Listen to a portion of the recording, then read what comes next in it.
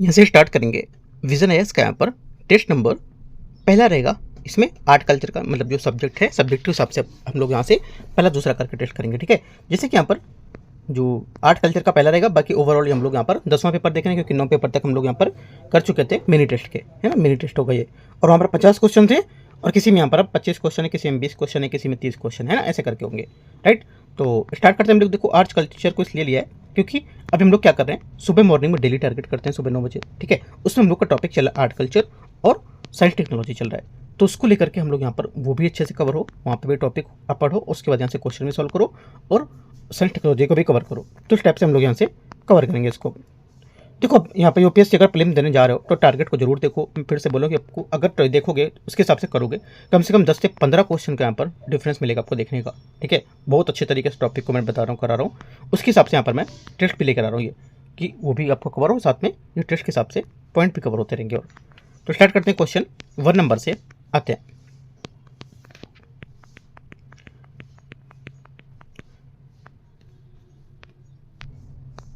Question number 1 है, इसमें बोल रहा है बेसर शैली के संबंध में निम्नलिखित पर विचार करना है। ठीक है, बेसर शैली के बारे में टॉपिक आपको दे चुके थे। ठीक है, तो यहाँ पे बोला है इसे कर्नाटक की चालुक्य शैली के रूप में भी जाना जाता है। पहला क्या होगा, पहला स्टेटमेंट यहाँ से जो रहेगा ये क्या होगा, सोचो।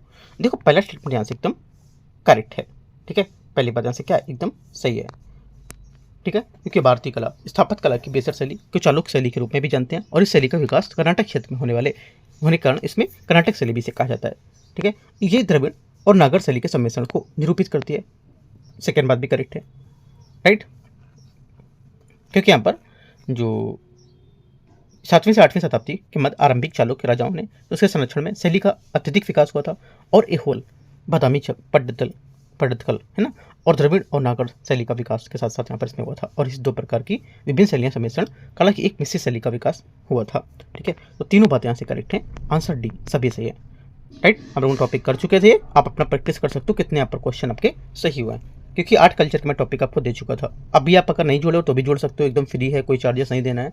डेली आपको 9 बजे तक आपको डेली टारगेट मिलता है, और वहाँ से आपको टॉपिक पढ़ने, टॉपिक आपको यहाँ से क्वेश्चन भी सॉल्व करते रहो। मैं इसके अकॉर्डिंग ही क्वेश्चन पेपर भी विजन के लेके आऊँगा। ठीक है, और अपने भी जो बनाऊंगा 20 टॉपिक 20 MCQs, वो भी कल से मैं कंटिन्यू फिर से करूँगा। ठीक है, तो ये सब चीज़ें आपकी कवर हो जाएंगी, जो लास्ट टाइम पे अच्छी अच्छी इंपॉर्टेंट चीज़ें आप जो पढ़ रहे हो, टारगेट मैंने दिया है वो सब करते रहो, साथ में आधे आधे 1 घंटे की जो टॉपिक हैं, छोटे छोटे से पॉइंट, वो सब भी कवर करते रहो उनको। सेकंड क्वेश्चन है, गुप्त काल में कला और स्थापत्य के संबंध में विचार करना है। गुप्त काल को बिना आधार वाले हिंदू मंदिरों के निर्माण में आरंभ के रूप में चिन्हित किया गया है।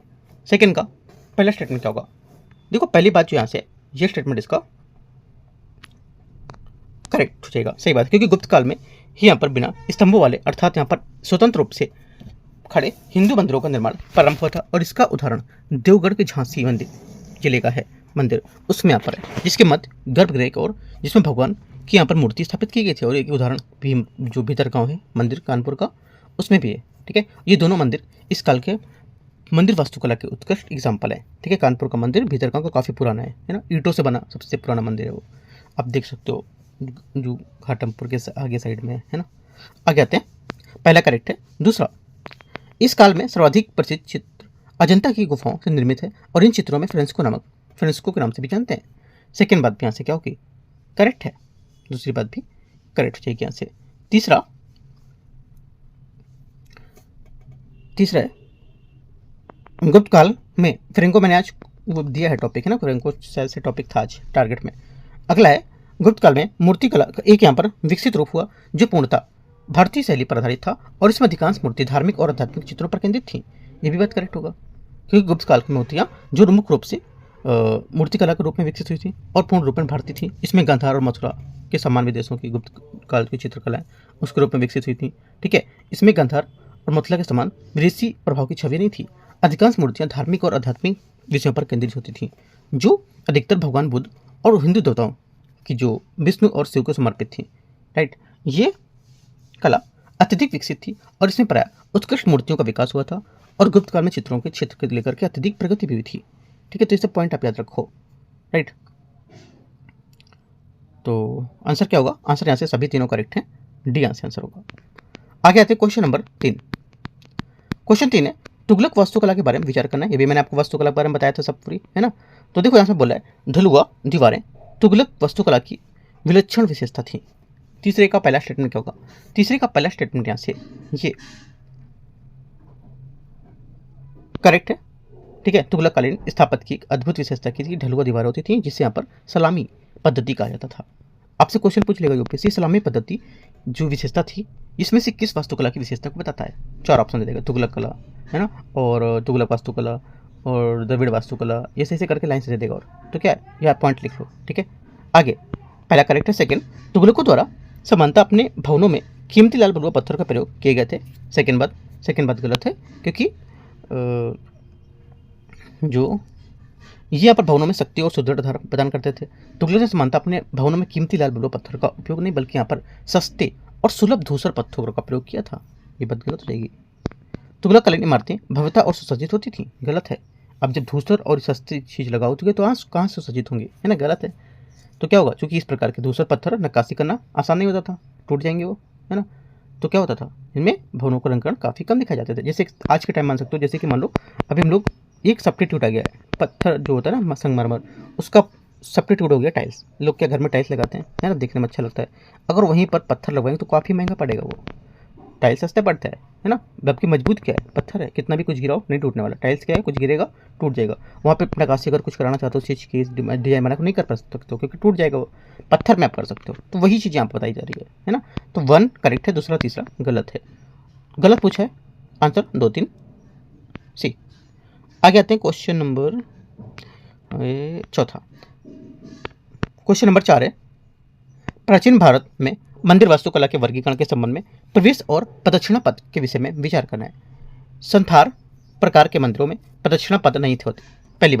पहला बात स्टेटमेंट यहाँ से क्या होगा, करेक्ट है, क्योंकि देखो संथार क्या होता है, संथार एक प्रकार के मंदिरों के वर्गाकार गर्भगृह होता है। इसके चारों ओर स्तंभों पर आधारित गलियारा होता है, जिसे ही प्रदक्षिणा पथ कहा जाता है। पहली बात करेक्ट है। निरंधरा प्रकार के मंदिरों को प्रदक्षिणा पथ विद्यमान थे इसमें। सेकेंड बात सही है, क्योंकि पर निरंधार क्या होता है, एक प्रकार के मंदिरों की प्रदक्षिणा पथ नहीं होते थे, ठीक है, बल्कि यहाँ पर विद्यमान होते थे। तीसरी बात है, क्योंकि यहाँ पर जो निरंधरा प्रकार के मंदिर थे इसमें प्रदक्षिणा पथ नहीं होते थे, राइट। इन दो प्रकार मंदिरों में प्रदक्षिणा पथ विद्यमान थे लिखा हुआ है इसमें। देखो जो यहाँ पे मिस्टेक है आंसर, है ना। पहली बात तो सही है, लेकिन निरंधरा जो प्रकार के मंदिर थे इसमें प्रदक्षिणा पथ विद्यमान नहीं होते थे। ये गलत हो जाएगी बात, स्टेटमेंट थोड़ा सा पॉइंट मिस्टेक है। आप लिख लो पॉइंट करके, निरंधार जो थे, निरंधार प्रकार के मंदिरों में प्रदक्षिणा पथ नहीं होते थे, ठीक है, आप लिख लो थोड़ा सा पॉइंट ऐड करके।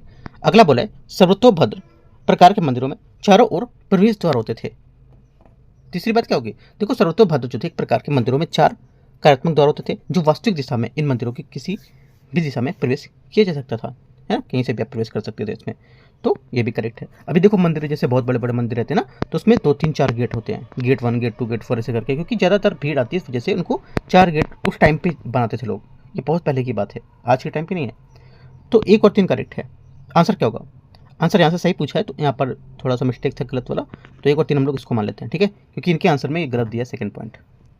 आगे आते हैं, तो कुछ अपना भी यहाँ पर माइंड यूज करना होता है ना, कि गलत नहीं थी, गलत है तो गलती मैं पढ़ाता चला जा रहा हूँ, है ना, वो नहीं, आपको पॉइंट पे समझाऊंगा। आगे क्वेश्चन 5 है, एक पॉइंट नोट करो। देखो यहाँ पर यूपीएससी पूछ सकता है कि जो आज के मंदिर हैं उसमें 4 गेट हैं, अभी जो प्रचलित शैली है उनसे निर्मित है, जबकि काफ़ी पहले की शैली से निर्मित है, ठीक है। क्वेश्चन पढ़ते ही माइंड में क्वेश्चन क्रिएट होने चाहिए कि क्या क्वेश्चन और होगा। 5वां है क्वेश्चन, भारतीय शिलोत्कीर्ण रॉक कट वास्तुकला के संबंध में विचार करना है। बादामी की गुफाएं भारत में सबसे पुरानी अवशिष्ट शैलोत्कीर्णित गुफाएं हैं। 5वें का पहला क्या होगा, ये गलत है ना। 5वें का पहला स्टेटमेंट यहाँ से क्या हो जाएगा, ये गलत है। क्यों, क्योंकि यहाँ पर जो रॉक कट वास्तुकला के बारे में बात कर रहा है, इसमें बादामी गुफाएं भारत की सबसे पुरानी शैलोत्कीर्णित गुफाएं, ये गलत हो जाएगी बात, क्योंकि बराबर की गुफाएं भारत में सबसे पुरानी जीवंत शैलोत्कीर्णित गुफाएं होंगी, है ना, बादामी की नहीं होंगी, किसकी होंगी, बराबर की गुफाएं, राइट। और ये क्या होगी, ये 3री शताब्दी से पूर्व मौर्य काल के अशोक और उसके पौध दशरथ से संबंधित थी। सेकेंड बात है, बराबर की शैलोत्कीर्णित गुफाएं का निर्माण सम्राट चंद्रगुप्त मौर्य के आजीविकों ने करवाया था। ये बात भी क्या होगी, गलत है। ठीक है, क्योंकि यहाँ पर किससे संबंधित है, मौर्य काल के अशोक और उनके पुत्र दशरथ से संबंधित होंगे। ठीक है, और मक्खली गोसाल द्वारा स्थापित आजीवक संप्रदाय द्वारा इस गुफा का उपयोग तपस्या के लिए किया गया था। ठीक है, याद रखना, ये बात गलत हो जाएगी सेकंड वाली। तीसरा, एलोरा की गुफाएं विभिन्न धर्मों से संबंधित थी। ये बात करेक्ट है, क्योंकि एलोरा की जो गुफाएं थी ये एक विश्व धरोहर स्थल है और इसमें 12 बौद्ध, जैसे कि गुफा 1 से 12 है ना, इसमें बौद्ध को लेकर के 17 करीब हिंदू, इसमें से 1329 तक हिंदू और करीब 5 जैन, गुफा नंबर 30 से 34 तक जैन को लेकर के। तो गुफाओं का निर्माण एक ही साथ हुआ, तो ये भारतीय इतिहास की कला की धार्मिक सद्भाव को प्रस्तुत करती है। तो ये क्या अलग अलग धर्म से संबंधित थी, सही बात है, केवल तीसरा करेक्ट है, आंसर सी। क्वेश्चन 6, माइंड में सेट करते रहो चीज़ों को, जो पॉइंट अलग लग रहे हैं, नए लग रहे हैं, उनको लिखते जाओ। ठीक है, क्वेश्चन 6 है, निम्नलिखित में से जंतुओं में से किसका अंकन हड़प्पा संस्कृति के मोहरों में टेराकोटा में नहीं किया जाता। आंसर हो जाएगा छठे का, इसमें नहीं करते थे जो गाय का। ठीक है, हड़प्पा संस्कृति मोहरों में मरण मूर्ति कला जो थी, टेराकोटा आर्ट जिसको बोलते हैं, मरण मूर्ति कला हिंदी में, इस पर गाय का अंकन नहीं करते थे लोग। ठीक है, ये बात गाय हो जाएगा आंसर। क्वेश्चन 7 थे, 7वां, हिंद इस्लामी वास्तुकला के योगदान के बारे में विचार करना है। मुस्लिमों में जीवित प्राणियों के अलंकरण वर्जित थे। ठीक है, इसलिए उन्होंने ज्यामिति और अरबस्क शैली को अपनाया। 7वें का पहला स्टेटमेंट क्या होगा, सोचो। 7वें का पहला स्टेटमेंट जो होगा ये यहाँ से करेक्ट हो जाएगा, है ना, सही बात है 7वें का, क्योंकि यहाँ पर हिंद इस्लामिक वास्तुकला में जो मुसलमानों के योगदान गहन और रोचक है और उनके द्वारा शुरू की गई वास्तुकला शिल्प विशिष्ट में मेहराब, गुंबद, मीनार, गोलाकार सतह और त्रिकोणनुमा रचना, अर्धगुंबदाकार, दोहरे प्रवेश द्वार, छतरियां है, इनके निर्माण में कंक्रीट और प्रयोग आदि भी महत्वपूर्ण थी। ठीक है, पहला सही है। सेकंड, पच्चीकारी और पेट्राड्यूरा का प्रयोग विशेषकर ढलवा दीवारों की पट्टिकाओं में किया था। सेकंड बात क्या होगी, सेकंड बात यहाँ से क्या हो जाएगी, करेक्ट है। ठीक है, सेकंड बात भी सही हो जाएगी यहाँ से। तीसरा यहाँ पर है, निर्माण के महत्वपूर्ण कारकों में से कंक्रीट और चूने गारे के रूप में प्रयोग मुस्लिमों की प्रमुख भूमिका थी। देखो यहाँ पे यद्यपि भारत में संगमरमर का ज्ञान था और यहाँ पर निर्माण कार्यों में इसका उपयोग प्रारंभ में सीमित मात्रा में किया जाता था। समांतर मिट्टी के प्रयोग ईंटों का निर्माण करते थे। ठीक है, और बड़े पत्थरों की एक दूसरे के ऊपर रखकर लोहे की क्लैप से बांधा जाता था और संयोग से मुसलमानों और संगमरमर का प्रयोग प्लास्टर और सजावट के आधार पर रूप में करते थे, जिस पर जो छिनाई और पंचीकारी शामिल की जाती थी। रोमनों की तरह मुसलमानों में भी इसमें निर्माण किया और महत्वपूर्ण घटक के रूप में पत्थर को और संगमरमर की शिलाओं को भी इनका प्रयोग करते थे। ठीक है, तो ये बात भी करेक्ट है। चौथा, दीवारों पर सजावट हेतु व्यापक स्तर पर सुलेखन कला का उपयोग करते थे। ये भी बात करेक्ट है, क्योंकि यहाँ पर संगमरमर का पच्चीकारी जो थी ये पेट्राड्यूरा विशेषकर दीवारों में है ना, ये सब बनाना और सुलेखन करना। ठीक है, अरबैस्क जो शैली थी वो लिखना, हल्के हाथों से उभरी नक्काशी बताना, तो ये सब शामिल थे इसमें। चारों बातें इसकी करेक्ट हैं। आंसर 7वें का सभी करेक्ट है, डी। क्वेश्चन 8 है, भारतीय कला की संस्कृति परंपरा के संबंध में लास्ट वैक्स तकनीकी क्या आशय क्या है। लास्ट वैक्स तकनीकी का आशय क्या होगा, देखो हड़प्पा जो वासी थे ये क्या थे, हड़प्पा में टॉपिक अब खुद ही चुका था स्टार्टिंग में, है ना, इसमें अभी जो कल्चर करा रहा था तो हड़प्पा वासी द्वारा विस्तृत पैमाने पर कांसे की ढलाई कार्य किया जाता था और उनकी कांसे की जो मूर्तियाँ थी उसके निर्माण लुप्त मोम की तकनीक का प्रयोग करते थे, जिसके अंतर्गत मोम के सांचे से पहले आकृति बनाई जाती थी और जिस पर मिट्टी का लेपन और इसे सूखने दिया जाता था और तत्पश्चात मोम को गर्म करके इसे पिघलाकर मिट्टी के लेप में एक छोटे से छेद के माध्यम से इसे बाहर निकाल दिया जाता था और खोखले सांचे में पिघला हुआ कांसा भर दिया जाता था, जो यहाँ पर वस्तु को मूलाकार ग्रहण कर लेती थी और यहाँ परिवार में कांसे को ठंडा होने के बाद पर इसमें लेप पूरी तरह से हटा देते थे। आंसर क्या होगा, 8वें का करेक्ट आंसर एक करेक्ट है। क्वेश्चन नंबर 9 नंबर है, भारत में मंदिर वास्तुकला के इतिहास के संबंध में निम्नलिखित में से कौन सा गलत स्टेटमेंट है। ठीक है, 4 बातें, 4 में एक गलत होगी, कोई 3 बातें सही होंगी, है ना। 3 बातें कौन कौन सी हैं, देखो नागर मंदिर के जो विपरीत है हमारी द्रविड़ शैली और 4 दीवारी से घिरी परिसर के अंदर स्थित होती थी। इसके सामने दीवार के एक केंद्र के प्रवेश द्वार होता था जिसे गोपुरम कहा जाता था। ठीक है, छोटी सी बात समझना। और उत्तर भारत में वर्ग रेखीय शिखरों की अपेक्षा तमिलनाडु के जो मंदिर थे उनकी शिखरों में काफ़ी ऊंचाई और ज्यामितीय आधार काफ़ी उठी हुई दिखती थी। उनका आकार पिरामिड जैसा होता था और इन शिखरों पर इनको विमान कहते थे। और दक्षिण भारतीय मंदिरों में शिखर शब्द का प्रयोग केवल मंदिर के ऊपर स्थित जो मुकुट है उस तत्व के लिए किया जाता था, जो आमतौर पर एक छोटे स्तूपिका और अष्टकोणीय गुंबद जैसा होता था। ये उत्तर भारतीय मंदिरों में आमलक और कलश के समान होती थी। ठीक है, एक साथ उठते हुए कई शिखरों के समूह और दक्षिण भारतीय शैली में भारत की लोकप्रिय नहीं थी, बल्कि वास्तव में दक्षिण भारत के कुछ सबसे पवित्र मंदिरों में गर्भगृह वाले जो मंदिर हैं उसमें विमान छोटा होता था, इसलिए क्योंकि यहाँ पर समानता ये मंदिर का सबसे पुराना भाग होता था। ठीक है, तो आंसर क्या होगा? इतनी मैंने बात बताई, आंसर आप बताओ क्या होगा? आंसर हो जाएगा ये करेक्ट है इसका डी नंबर। ठीक है, आगे आते हैं क्वेश्चन नंबर 10। मार्तंड सूर्य मंदिर कश्मीर में स्थित भगवान सूर्य को समर्पित हिंदू मंदिर था। इसका निर्माण 8वीं शताब्दी में किया गया था। निम्नलिखित में से किस कला में शैली का मिश्रण है? ये आंसर हो जाएगा ये है एक तो गांधार शैली का, ठीक है, और एक हो जाएगा रोमन। मथुरा शैली का नहीं है, क्योंकि इस मंदिर में कश्मीरी वास्तुकला का एक उत्कृष्ट नमूना कहा जाता है, जिसमें यहाँ पर गांधार, गुप्त, चीनी, रोमन, सीरियन, बाइजेंटाइन, ग्रीक वास्तुकला इस सबका मिश्रण देखा गया है। ठीक है, लेकिन यहाँ पर मथुरा शैली का नहीं है। हो सकता है यूपीएससी क्वेश्चन आपसे इन तीनों को ना पूछे, इन दोनों को ना पूछे, बोल दे आपको सीरियन बाइजेंटाइन, है ना, और बोल देगा गांधार, और बोल देगा चीनी, है ना, ऐसे करके। तो इसी वजह से मैं कहता हूँ कि जितने मैं टॉपिक दे रहा हूँ टॉपिक को अच्छे से पढ़ो, क्वेश्चन जरूर कुछ भी घुमा सकता है, इसलिए मैं डेली टारगेट में आपको टॉपिक दे रहा हूँ, वो टॉपिक आप बहुत अच्छे से कवर करो और अच्छे क्वेश्चन आप यहाँ पर करके ले जाओगे यूपीएससी जब एग्जाम देने जाओगे तो, है ना।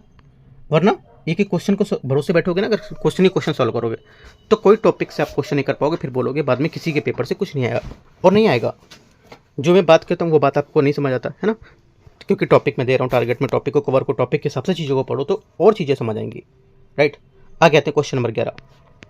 वास्तुकला की ओडिशा शैली के बारे में विचार करना है।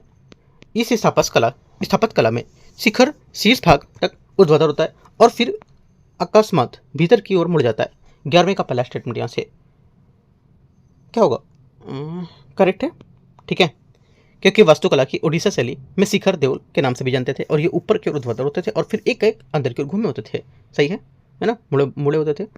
सेकेंड बात है, मुख्य मंदिर की भूतल की संरचना का आकार वर्गाकार होता था, जिसे जगमोहन कहा जाता था। सेकेंड बात क्या होगी? ये भी करेक्ट है, राइट। तीसरी बात है, मुख्य मंदिर में भूतल को जगमोहन के नाम से जानते थे, जो लगभग आकृति में चौकोर होती थी, और इस शैली की सबसे अनोखी विशेषता होती कि इस शैली में मंदिरों की बाहरी दीवारों को भव्य नक्काशी के माध्यम से सजाया जाता था, लेकिन आंतरिक दीवारों में सादी होती थी इनकी। इसमें क्या बोला है? इसमें बोला बाह्य दीवारें सादी होती थी, गलत बात है। बाह्य दीवारें शादी नहीं होती थी, आंतरिक दीवारें शादी होती थी। बाहरी दीवारों में क्या होती थी? डिजाइनिंग और नक्काशी होती थी, तो ये बात गलत हो जाएगी। इस शैली के निर्माण में पाषाण स्तंभों का वृहत स्तर पर प्रयोग किया गया है, गलत बात है, क्योंकि इस शैली में पाषाण खंभों का कोई उपयोग नहीं है, बल्कि यहाँ पर छत के आधार पर देने वाले लोहे के गार्ड्स जो है उसका इस्तेमाल किया गया है, न कि पत्थरों का। तो दोनों बातें गलत हैं, पहला दूसरा आंसर करेक्ट है, और गलत क्यों है ये भी आपको पॉइंट याद रखना है, ठीक है। आंसर क्या होगा? गलत पूछा है 3 4। क्वेश्चन 12 है, एहोल पड्डतकल बादामी मंदिर के परिसर के बारे में विचार करना। ये मैंने टॉपिक शायद पड्डतकल आज ही बताया मैंने, है ना, ये टॉपिक डेली टारगेट में आज ही मैंने बताया, तो इसके मैंने क्वेश्चन भी करा दे रहा हूँ, देख लो, और टॉपिक भी पढ़ लेना अच्छे से, और मैं समझा भी दूंगा यहाँ पे भी। देखो इसमें बोला है कि पड्डतकल बादामी मंदिरों के परिसर के बारे में कौन सा सही होगा। देखो मैं पूरी बात बता देता हूँ। पहला बोला, इन मंदिरों में निर्माण में राष्ट्रकूटों के शासनकाल के दौरान किया गया था। ये मंदिर दक्षिण भारत की वास्तुकला के विकास को प्रस्तुत करते हैं। ये गलत है, क्योंकि देखो कर्नाटक राज्य में एहोल पड्डतकल और बादामी में चालुक्य साम्राज्य के अंतर्गत 5वीं और 8वीं शताब्दी के मध्य बनाए गए थे। मंदिरों में गुफाओं का निर्माण हुआ था, अब मुख्य रूप से पुलकेशिन प्रथम और कीर्तिवर्मन द्वितीय के शासनकाल में हुआ था, ठीक है। यह मंदिर परिसर वास्तव में साधारण दक्षिण भारतीय कला शैली और उत्तर भारत की जो नागर शैली है और दक्षिण द्रविड़ शैली के एक जटिल मिश्रण को एकीकृत करते थे, ठीक है। तो पहला गलत हो गया। सेकेंड बात है, एहोल का लाड खान मंदिर जो है ये मालप्रभा शैली का प्रतिनिधित्व करता था, जबकि यहाँ पर पड्डतकल में अवस्थित पापनाथ मंदिर नागर द्रविड़ शैली के मिश्रण को प्रस्तुत करता था।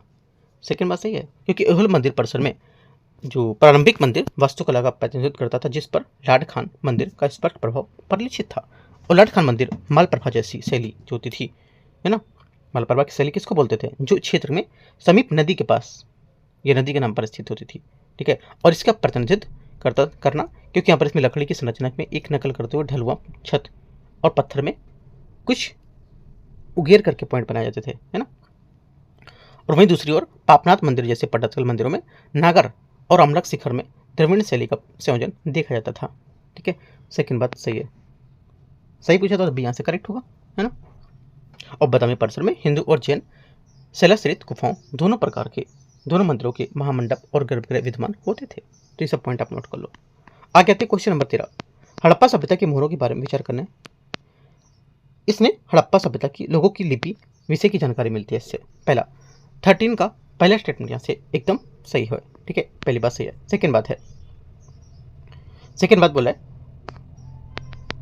इससे हड़प्पा सभ्यता के व्यापारिक संपर्कों के विषय में जानकारी भी मिलेगी। सेकेंड बात भी सही है, ठीक है। यहाँ पर जो मोहरें निम्नलिखित में से किसके संबंध में संकेत देती थी, इनके में कैसे पता लगेगा इसकी संगत मतलब तांबे की बनी थी या मिट्टी की बनी थी, सेल खड़ी, तो इनसे एक जानकारी मिलेगी। दोनों बातें करेक्ट हैं। हड़प्पा सभ्यता के लोगों को धार्मिक आस्थाओं को प्रदर्शित करती है, ये भी बात करेक्ट है, क्योंकि लोगों के वस्त्र आभूषण है ना केस थे, धार्मिक पर विश्वास रखते थे, लिपि मिली थी और व्यापारिक संपर्क वाणिज्यिक संबंध देखे गए तो उससे पाया गया कि यहाँ पर इसमें भी आस्था रखते थे। तीनों बातें क्या है करेक्ट है। एक तरह से आंकड़े लगाएगा चीज़ें मिली हमारे पास है ना। अभी जैसे कि हम लोग मान लो हैं, हम लोग जी रहे हैं, अभी मान लो क्या है जैसे कि ऊपर से, चलो ऐसा ना हो कभी, ऊपर से छत गिर गई, ठीक है, मेरे रूम की छत गिर गई, वहाँ पे बहुत सारे कॉपी किताब हैं यूपीएससी का, ये सब दब गया। बाद में सर्वेल देखने के लिए निकाला कि हाँ चलो, उसमें पाया कि हाँ ये कॉपी देखी, बुक देखी, हाँ यूपीएससी की तैयारी करता था है ना। साथ में देखा कि हाँ इसके पास माइक है और टैबलेट है, पेन है, तो ये शायद यूपीएससी की क्लासेस भी कराता होगा है ना, यूपीएससी के नोट्स भी रखे। तो इस टाइप से एक पिक्चर बनाना, वही चीज़ यहाँ पर कि एक तरह से आंकड़े लगाए गए, राइट। तो आंसर क्या होगा, सभी करेक्ट हैं, डी यहाँ से 13 का आंसर होगा। क्वेश्चन 14 देखो, हम लोग ना आपको चीज़ कितना घुमा करके कहाँ से कैसे समझा देता हूँ, ठीक है। क्वेश्चन 14 है, बराबर की गुफाएं शैलाकृति जो है सड़क कट गुफाओं के बारे में विचार करना है। आजीवक संप्रदाय के सन्यासियों के लिए इन गुफाओं का निर्माण किया गया था। पहला 14 का पहला स्टेटमेंट यहाँ से क्या होगा, ये करेक्ट है, ठीक है।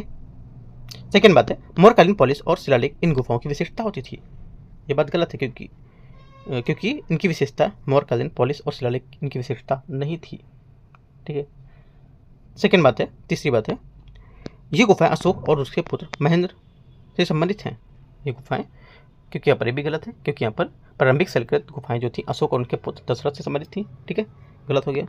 चौथा है, सुदामा और लोमस ऋषि गुफा बराबर की गुफाओं से सर्वोत्तम उदाहरण माने जाते हैं, करेक्ट बात है। लोमस जो ऋषि गुफा है ये अतिरिक्त मौर्य शिलालेख में पाए गए थे और बराबर की गुफाओं में उल्लेखनीय उदाहरण माने जाते हैं, सुदामा और लोमस ऋषि गुफा के। 1 और 4 करेक्ट है, आंसर बी। क्वेश्चन 15 निम्नलिखित पर विचार करना है, शिल्पकारों में कौन सा हड़प्पा संस्कृति से संबंधित नहीं थी, हड़प्पा संस्कृति से शिल्पकारों में से कौन संबंधित नहीं थी, आंसर हो जाएगा। एक तो देखो कौन सा संबंधित नहीं था, यहाँ से हो जाएगा आपका ईंट निर्माता, गलत है, क्योंकि देखो हड़प्पा जो संस्कृति थी सोने चांदी गहने विभिन्न स्थानों में पाए गए थे, इसके साथ ही मिट्टी के साधारण बर्तन भी पाए गए थे, परंतु कुछ स्थानों में चित्रित लाल और काले मेदभंड मिले थे, ठीक है। मानकों को लेकर अमूल्य पत्थरों की व्यापक विविधता निर्मित की गई थी। शिल्पकारों के विशेष सामूहिक स्वर्णकार है ना, ईंट निर्माता और पत्थर तरसने के बनकर ये सब यहाँ पर क्या थे, इसमें सम्मिलित थे। और कांस और तांबे के बर्तन हड़प्पाई धातु शुद्ध कला का एक उदाहरण माने जाते हैं, ठीक है। तो ईंट निर्माता नहीं संबंधित थे, पत्थर तराशने वाले, बुनकर, नव निर्माता, टेराकोटा निर्माता, राइट। इसमें बोला कौन से यहाँ पर जो थे ये हड़प्पा संस्कृति से संबंधित नहीं थे, कौन से नहीं थे संबंधित, आंसर हो जाएगा डी, 15 का डी है ना।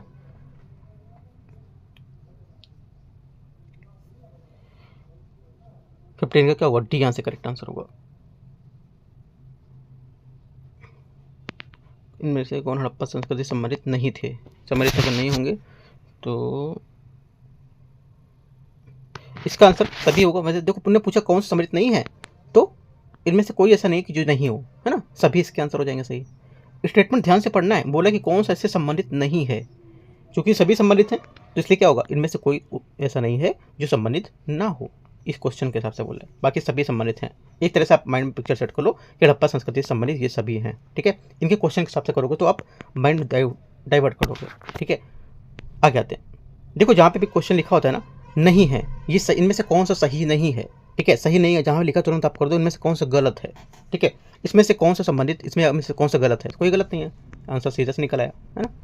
आगे आते हैं, क्वेश्चन नंबर 16 निम्नलिखित युगों पर विचार करना है, कौन से यहाँ पर सही सम्मिलित कर रहा है मंदिर और स्थापत्य शैली के बारे में। कांचीपुरम का कैलाशनाथ, ठीक है, कांचीपुरम का जो कैलाशनाथ है ये हो जाएगा आपका, ये चालुक्य बोल रहा है। कांचीपुरम कैलाश मंदिर तमिलनाडु के राज्य के कांचीपुरम में निर्मित सबसे पुरानी संरचना है और ये हिंदू मंदिर द्रविड़ वास्तुकला को उदाहरण न कि चालुक्य में, गलत हो गया। सेकेंड है होयसलेश्वर बेस, ठीक है, होयसलेश्वर मंदिर बेसर या मिश्रित वास्तुकला की शैली का होगा, है ना, बेस या बेसर, सही बात है। बृहदेश्वर द्रविड़, बृहदेश्वर मंदिर विशुद्ध द्रविड़ स्थापत्य कला शैली का उदाहरण है और ये दक्षिण भारत की चोल प्रशासन साम्राज्य की विचारधाराओं में तमिल को लेकर के बताता है।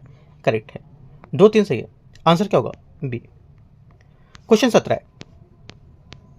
है, निम्नलिखित में से कौन सी तकनीकी इंडो इस्लामिक वास्तुकला के अलंकरण हेतु प्रस्तुत की जाती है? आंसर हो जाएगा 17 का करेक्ट आंसर एक तो पेट्राडोरा, ठीक है, इंडो इस्लामिक वास्तुकला के विभिन्न धर्मों में स्थापत्य का सम्मिश्रण है। अलंकरण संबंधी प्रयोजन के लिए इसका प्रयोग करते हैं, जैसे कि पेट्राडोरा, है ना, इमारतों को दीवारों में मूल्यवान पत्थरों को जड़ाने के लिए, और टाइल्स का जो टाइल्स में पर मीनाकारी करना, 25 कारियाँ पर दीवारों को फर्श में सजावट करना, डाडो पैनल जैसे कि आंतरिक दीवारों में निचले हिस्सों को लेकर दीवारों को अलग अलग तरीके से अलंकृत करना। अरबस क्या होता था? अरबस रेखाओं और फूलों की पत्तियों पर अलंकृत करना, ठीक है। जाली का काम, जैसे जालियों पर ज्यामितीय आकार का डिजाइन और षटभुज आकार बनाना। तो सभी यहाँ पर क्या होंगे? करेक्ट है, ठीक है। आंसर का 17 का डी। क्वेश्चन 18 है, भारतीय कला के संबंध में वांग शैली एक प्रकार थी क्या? वांग शैली ये एक प्रकार की क्या थी? आंसर हो जाएगा तो 18 का करेक्ट आंसर यहाँ से ये पूर्वी भारत की मंदिर वास्तुकला, ठीक है। 18 का आंसर क्या होगा? क्योंकि पाल शासक विभिन्न बौद्ध मठों में संरक्षक के रूप में भी प्रसिद्ध थे और ये मठ उस क्षेत्र के वास्तुकला की स्थानीय वांग शैली को भी व्यक्त करने के लिए जाने जाते थे। उदाहरण के लिए 9वीं सदी में निर्मित बर्दवान जिले का सिद्धेश्वर महादेव मंदिर आरंभिक पाल शैली का उदाहरण है और इस मंदिर में ऊंचे शिखर और बड़े अलग सुसज्जित करते थे। ये आंसर 19 नंबर 19। निम्नलिखित में से कौन से मंदिर वास्तुकला के प्रकार हैं? कौन से मंदिर वास्तुकला के प्रकार होंगे? आंसर हो जाएगा 19 का करेक्ट आंसर एक तो लैटिना, फमसाना, वल्लभी और पंचायतन। ये सभी यहाँ पर क्या है? मंदिर वास्तुकला प्रकार के एग्जाम्पल माने जाएंगे। 19 का टी करेक्ट है, राइट। देख लेते हैं थोड़े थोड़े इस बारे में। लैटिना क्या होता है? देखो, लैटिना जो है इसका शिखर आधार पर चौकोर होता है और इसकी दीवारें अंदर की ओर मुड़ी हुई होती हैं। आप पॉइंट लिख लो अगर आपके पास नहीं लिखे हैं तो, एक एक लाइन के हैं। फमसाना क्या होता है? देखो, फमसाना जो है ये लैटिना की तुलना में काफ़ी चौड़े और छोटे होते हैं, ठीक है, ये हो गया। वल्लभी क्या होता है? वल्लभी जो है ये आयताकार भवन, ठीक है, आयताकार भवनों की छत जिनकी ऊंचाई गुंबदाकार कक्ष की होती थी। पंचायतन ये मुख्य रूप से मंदिर के साथ चार छोटे मंदिर और होते थे। एक मुख्य मंदिर होता था और 4 छोटे छोटे मंदिर इधर उधर और होते थे। ये क्या बोलते थे इसको बोलते थे पंचायतन। हाँ, पंचायतन बोलेंगे, ठीक है। और यहाँ पे आप लिख सकते हो एक डेफिनेशन और, द्रविड़ क्या होती थी? द्रविड़ दक्षिण भारतीय मंदिर में जिसकी ढलुआ पिरामिड संरचना होती थी। एक पॉइंट और लिख सकते हो बेसर क्या है? द्रविड़ और नागर शैली दोनों का सम्मिश्रण होता है। तो करीब 4-6 पॉइंट आप छोटे छोटे से लिख सकते हो, सभी करेक्ट है डी। क्वेश्चन 20 है, 20 नंबर है, भारत में सांस्कृतिक इतिहास के संबंध में विचार करना है। संघाराम शब्द इंगित करता है किसे? करेक्ट आंसर हो जाएगा 20 का डी, शिलोत्कीर्णित मठ एक तरीके से, ठीक है। प्राचीन भारत में शिलोत्कीर्णित मठ संघाराम संबोधित करके किया जाता था। संघाराम एक संस्कृत शब्द है जिसका अर्थ होता है कि मंदिर या मठ। इसमें इन दीवारों के उपवन सम्मिलित हैं। यहाँ बौद्ध मठों में समुदाय अर्थात संघ निवास करते हैं, ठीक है। ये एक प्रसिद्ध संघाराम पाटलिपुत्र में, जिसे कुकुतरमा संघाराम के नाम से भी जाना जाता है, और अशोकावदान के अनुसार कालांतर में पुष्यमिशुंग ने कुकुतरमा संघाराम को नष्ट कर दिया था और कई भिक्षुओं को हत्या कर दी थी और वे बौद्ध धर्म में जैन धर्म में प्रचलित वास्तुकला का प्रतिनिधित्व करते थे। 20 का डी। 21 भारत में सांस्कृतिक इतिहास के संबंध में तोरण शब्द इंगित करता है किसे? तोरण शब्द है ये किसे इंगित करता है? करेक्ट आंसर हो जाएगा 21 का, ये इंगित करता है सजावटी जो प्रवेश द्वार होते थे इनका प्रयोग धार्मिक इमारतों जैसे कि मंदिर, स्तूप, है ना, और जैन मठ, उनका प्रवेश द्वार को लेकर के किया जाता था, राइट। जगन्नाथ मंदिर पुरी, राजा रानी मंदिर, मुक्तेश्वर मंदिर और कुछ ऐसे मंदिर हैं जहां तोरण का प्रयोग किया गया है ना। और भी फिलहाल आप और ज़्यादा हो गए, ये तो पहले के टाइम का है, तो ये लिखा हुआ है इतना। और जहाँ पर बौद्ध धर्म में सांची स्तूप इनका वृहद स्तर पर उपयोग करते हैं। आगे आते हैं क्वेश्चन नंबर 21 का एक करेक्ट है 22। निम्नलिखित में से कौन सी अशोक के स्तंभों की विशेषताएं हैं? अशोक के स्तंभों की इनमें से विशेषताएं कौन सी होंगी? आंसर हो जाएगा एक तो एक आसमा के स्तंभ, ठीक है, दूसरा पशुओं की आकृति, चौथा धार्मिक प्रभाव। तीनों यहाँ से करेक्ट होंगे, ठीक है। आंसर क्या होगा? सभी तीनों डी करेक्ट है, 22 का डी। क्वेश्चन 23 बोध गया में महाबोधि मंदिर विशेषताएं निम्नलिखित में से किस शैली से संबंधित थी? 23 का आंसर हो जाएगा ये संबंधित थी एक तो नागर शैली से, दूसरा द्रविड़ शैली से। दोनों बातें करेक्ट हैं क्योंकि बोध गया एक तीर्थ स्थल है, ठीक है, और प्राचीन काल में सिद्धार्थ को यहाँ ज्ञान की प्राप्ति हुई थी और आगे चलकर यही गौतम बुद्ध कहलाए थे। यद्यपि बोधि वृक्ष का एक विशेष महत्व और वहीं बोधगया का मंदिर प्राचीन काल में ईंटों से निर्मित बना भवनों का स्मरण कराते हुए, और इसमें यहाँ पर सबसे पहला तीर्थ स्थल है जो बोधि के वृक्ष के आकार के निर्मित है। ऐसा कहता है कि इसका निर्माण सम्राट अशोक ने कराया था, जिसके चारों ओर स्थित वेदिकाएं मरणोत्तर काल की हैं जो लगभग 100 ईसा पूर्व की हैं, और मंदिर के आलोके स्थित कई मूर्तियां 8वीं शताब्दी के शासन की मानी जाती हैं। ठीक है, और इस मंदिर का प्रारूप असामान्य सा है जो ना तो द्रविड़ शैली और न ही नागर शैली का अनुसरण करता है। बहुत इंपॉर्टेंट बात है। यद्यपि यह यहाँ नागर शैली की तरह संकीर्ण दीवार दिखाता है, वही द्रविड़ शैली की भांति है बिना मुड़े हुए शीर्ष को भी उठाता है, लेकिन यहाँ पर किसी की विशेषता नहीं बताता है। इंपॉर्टेंट बात है। आंसर क्या होगा? सी करेक्ट है। बोधगया मां बोधि मंदिर विशेषताएं किस शैली से संबंधित हैं, है ना? तो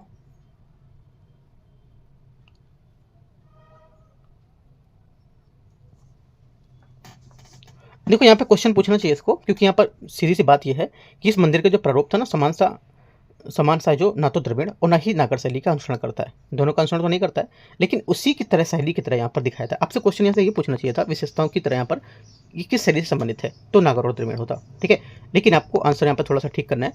अगर यहाँ पे पूछता कि इनमें से कौन सी ऐसी कला जो शैली है जो ये नागर जो ये दिखाती है कि उसी की तरह शैली को मेल खाती है ना, उसी की तरह शैली को दिखाती है। नागर और द्रविड़ उसी शैली को दिखा रही है, लेकिन वो शैली है नहीं, है ना? तो एक बार आंसर आप थोड़ा सा मिस्टेक कर लो, यहाँ से आंसर डी होना चाहिए 23 का। ठीक है, क्योंकि है नहीं शैली वो, बल्कि यहाँ पर इसकी विशेषताएं बता रही है।